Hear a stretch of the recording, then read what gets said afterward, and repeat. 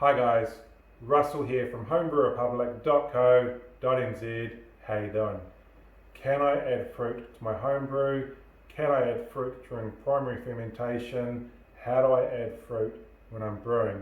We're going to check out the answer to those questions. We made a brew doing just that, and we're going to share with you the 5 things we think you need to know. Let's get into it.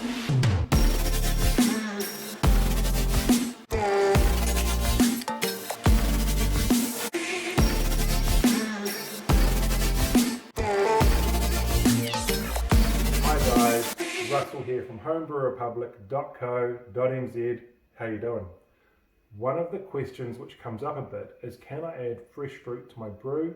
Or more specifically, can I add fresh fruit to my brew during the fermentation process? The first question you might be asking is, why would I want to add fresh fruit to my brew during the fermentation process? And the answer is similar to the reasons that you would dry hop during fermentation. If you're dry hopping, what you're trying to do is transfer aroma and flavour characteristics that will improve the final quality or the quality of your final product. And it's the same with fruit. What you're looking to do is impart those flavour and aroma characteristics into your brew. And it's another great way that you can experiment with and create your own signature brews. You'll also notice that I'm using the word brew generically. So we get asked that question both in relation to beer, although recently we've been asked more frequently in relation to cider. If you jump back a few videos to a brew review, I did a brew review on the Mangrove Jack's Craft Series Apple Cider, which was a great brew. But one of the questions in the comments from one of the viewers was exactly that. Could I do this brew and add fruit? And if you have a look at that dialogue, the short answer was yes. But what the viewer then went on to say was what they wanted to do was create an Apple and Feijoa Cider. I thought, man, that sounds pretty good. So I jumped online to this totally awesome kit brewing shop that I know, homebrewrepublic.co.nz, and got this guy here, a packet of Mangrove Jack's Craft Series Apple Cider. And what I also have, thanks to one of my awesome neighbours, is 4.2 kgs of fresh Feijoas. So you guessed it, we're going to put fresh fruit in a brew and make a Feijoa and Apple Cider. Let's get into it. Alright guys, adding fruit to your brew might sound like a simple idea, and to some degree it is, but there are a couple of extra things to think about. If you know me, one of the most important parts of any brewing process are cleanliness and sanitization, if not the most important part of a brewing process. And that doesn't just include the gear you're using, it includes any ingredients that you're going to add to your brew, especially organic ingredients. So what we're wanting to do is reduce the level of bacteria to a degree that it's not going to create any ill effects for our brew. What I have here is the 4.2 kgs of Feijoas, obviously in a pot and obviously brought to the boil. So what I'm going to do is I've brought these to the boil and I'm going to let them simmer away on a very slow boil for 15 minutes. Now the objective of that is twofold. Number one, we're going to kill off any bacteria before we introduce the Feijoas to our brew. Number two, when I add this, I'm going to take the liquid in the pot with it. So what I'm starting to do by boiling this is extract the sugars, extract the juices, extract the flavours, which are going to enhance the ability of those characteristics to transfer to our brew. One thing I would say if you're doing this is make sure you keep an eye on it. You can sort of see it's foamed up a bit. You don't want this boiling over onto your stovetop, otherwise it's going to create a nice big sticky mess for you to deal with. The alternative approach I've seen people put whatever their chosen fruit is in a resealable bag and freeze it. And basically freeze it, defrost it, freeze it, defrost it 2 to 3 times. And the process of freezing, number one, again, it eliminates that bacteria. Number two, the process of freezing and defrosting is starting to break down the fibres so that when that fruit goes into the brew, again, you're getting that transfer of characteristics more easily. I haven't tried the other way. This way seems more sound to me, particularly in terms of killing off bacteria. Plus it's quicker. I can do this right before I get my brew on. Speaking of which, let's go get this brew ready.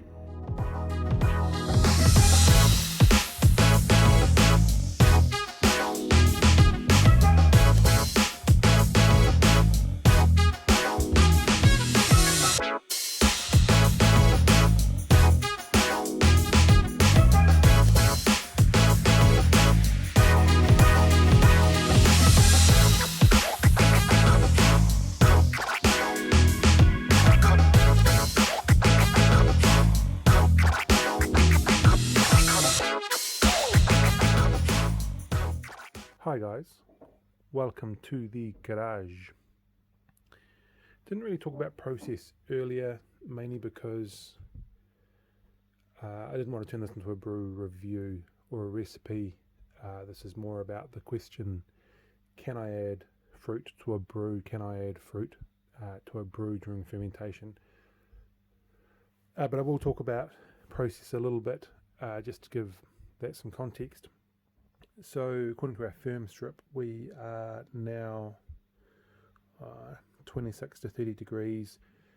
I didn't check the instructions, but from memory, it'll tell us on here. Yeah, okay, so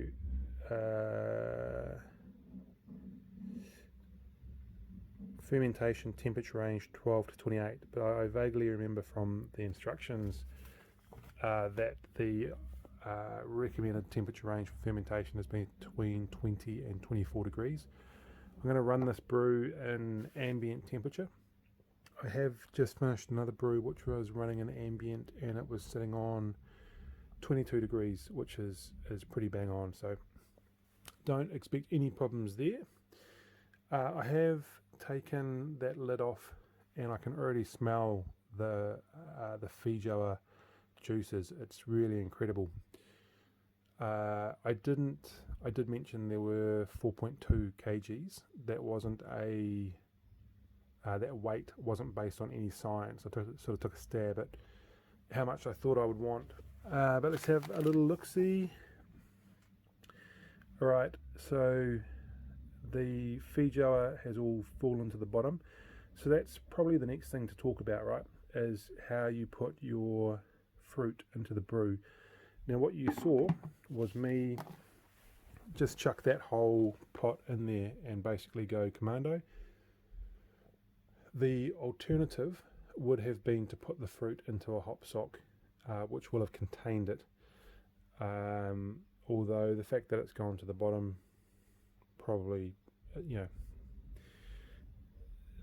isn't going to affect the brew. The thing I'd be thinking about is whether I get any kind of floating particles or organic matter in my brew, particularly for when I go to bottle it later on. But I'll do the normal process steps, particularly around crash cooling, which will help me mitigate most of that, and obviously using the sediment filter. The other thing to talk about is gravity and ABV. Now this pack by itself, when I say this pack, the Mangrove Jack's Craft Series Apple Cider, has a target ABV of approximately 5.2%. So we've used the cider enhancer and the pack, and those two combined, or dextrose if that's what you're using, would have given you 5.2%. The other thing to think about is there are fermentable sugars inside your fruit, and therefore you're going to get a higher ABV or a higher alcohol content than what is on the pack. But it's hard to measure because ABV or gravity rather, gravity is determined by the volume of dissolved sugar in your brew. Whilst there's sugar in the fruit, it isn't dissolved in the liquid per se. So that's basically going to mean that we're not going to get a true original gravity reading, and therefore, whilst we can get a final gravity reading without a true original gravity, it's going to make it hard to measure what the alcohol actually is. So the only thing I'd say is expect a higher ABV if you are placing fruit in your brew, because it will add additional sugars which are fermentable, but it will be hard to measure the exact impact that the sugars from the fruit have on your ABV. All that said, I've been talking for way too long. I'm going to get the lid off, get that yeast pitched, and then we will leave this brew be. Had another little smell there, and it honestly smells amazing. So there we go, MO2 cider yeast, came off the Craft Series kit, and it goes. Whoa!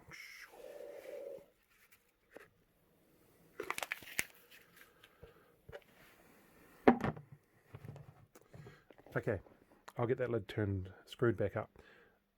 One more key thing. This kit comes with sweetener. If you have watched any of the brew reviews on the ciders, you'll know that I'm not going to add sweetener to this brew, partly because of the extra sugar I know I'm getting through from the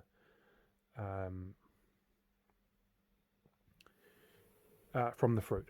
Right, so I'm going to let this one run. The only thing I will add is the flavouring. I'm not going to come back and put that back on the video. So from here, what I'm going to do is I'm going to let it ferment. That will take, I expect, somewhere between 7 and 10, maybe up to 14 days. Once fermentation is finished, I will place the brew in my fridge. I will cold crash for 48 hours. I'm going to bottle. I'll use carbonation drops, and I'm going to see you guys on the other side for the official taste test. Hi guys, welcome back to the couch. We've got our finished brew. It's been bottle maturing for about 4 weeks. I have had some before now, I have to admit, as have my neighbours, and it's really good. As you would expect, we're picking up the aromas of the Feijoas, and we have a great Feijoa taste, which is paired really well with our apple cider base to make a Apple and Feijoa Cider. What I thought I would do to wrap this video up is summarise what we've talked about into the 5 sort of key points that we think you need to know in order to add fruit to your brews, if that's what you want to do. If you're interested in adding fruit to your brew or adding fruit during fermentation, the first question really is what kind of fruit are you going to add and how much of it are you going to add?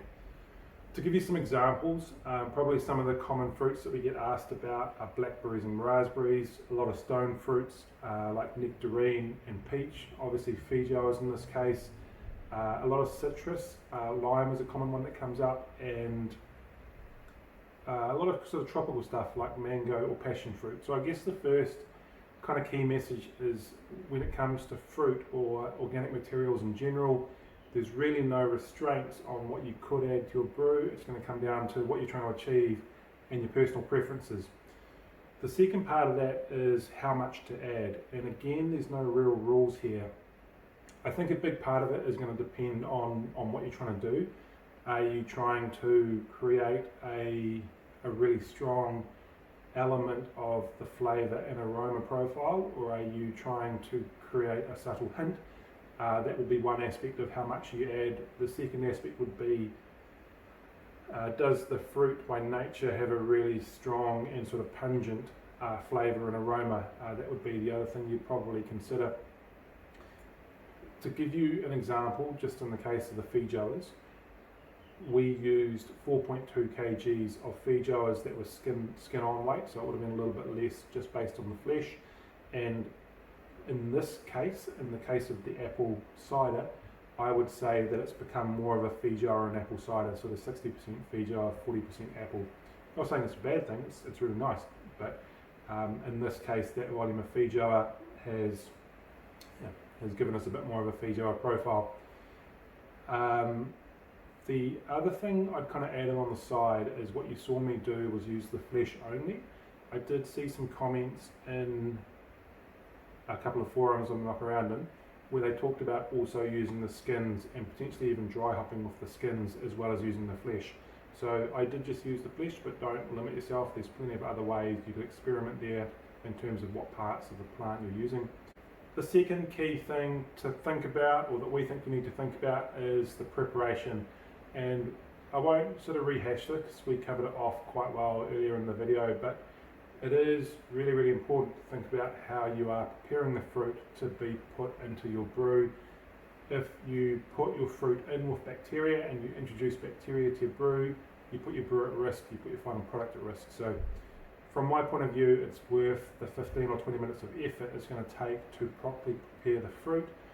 I favour the approach of boiling. Number one, it seems easier to me. Number two, it seems more reliable. And number three, I like it because I can do it directly before I add the fruit to the brew. So therefore, I'm not leaving it sitting around where it can create new bacteria before it goes into the brew. I can boil it, therefore treat it, and add it to the brew. I also really like how the boiling process starts to extract the sugars and the flavours and the aromas into the water, which I also add into the brew. The alternative method we did mention was the freezing. If you're interested, go check it out. There's a few videos on YouTube. The third thing to talk about is how you add fruit to your brew.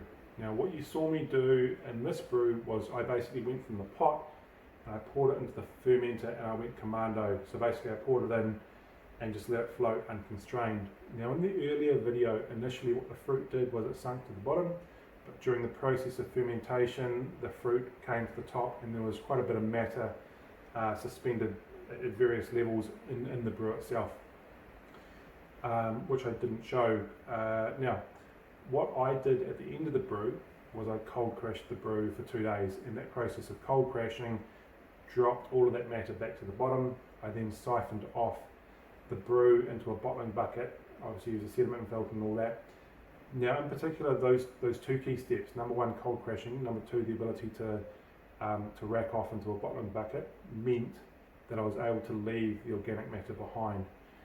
If you can't do those two steps, the cold crashing in particular, I would suggest that you consider using a hop sock to contain the organic matter when you put it into your brew.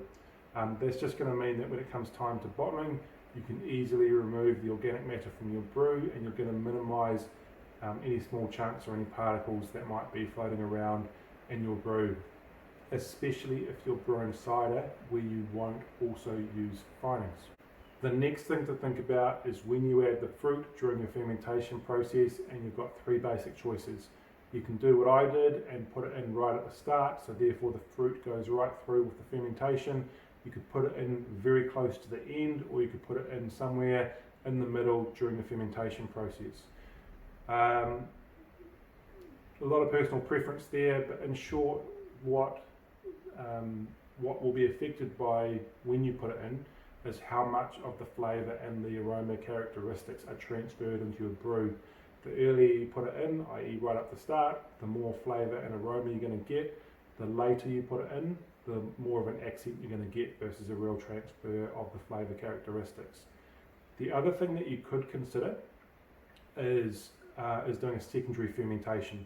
So basically, once your primary fermentation is complete, is racking the brew off into another fermenter, then adding the fruit and allowing it to sit for a period of time, whether that's 1 or 2 days or 10 days, to transfer those characteristics.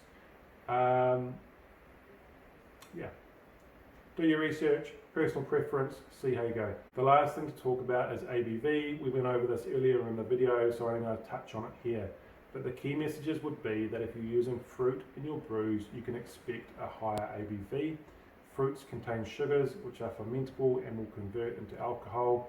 The last part of that, though, is that your original gravity reading might not account for the sugars that are in the brew. So remember, gravity is measuring dissolved sugars in your brew. Sugars and fruits may not yet be dissolved into your solution and therefore might not be considered in your original gravity reading.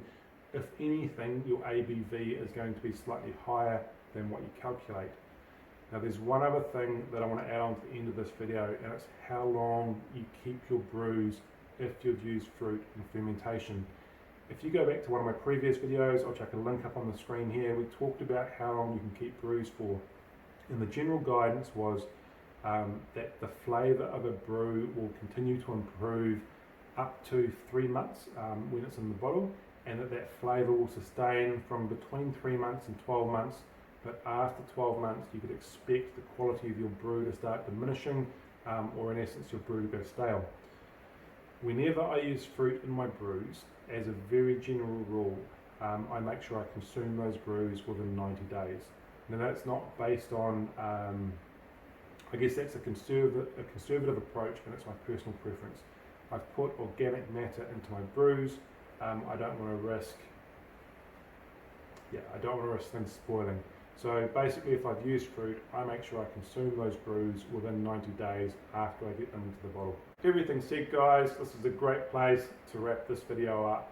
If you liked the video, if you liked the content, if it added some value, give us a thumbs up. It really helps. Hit the subscribe button, hit the notification button. You know the drill. The next video coming up is going to be another brew review, which I'm really excited about. It's my first brew review in the new format where I made 2 brews in the same video. So basically we're doing the Mangrove Jack's Cheap Pilsner. I did 1 brew as a basics brew. So basically what is the most cost effective, what is the easiest, what is the quickest and simplest way we can get this brew on. I did the second brew as a recipe approach where we use some premium ingredients. Obviously we're going to bring those 2 back together in the taste test and see how we went. All that said, guys, thanks again. Until next time, cheers. Cheers!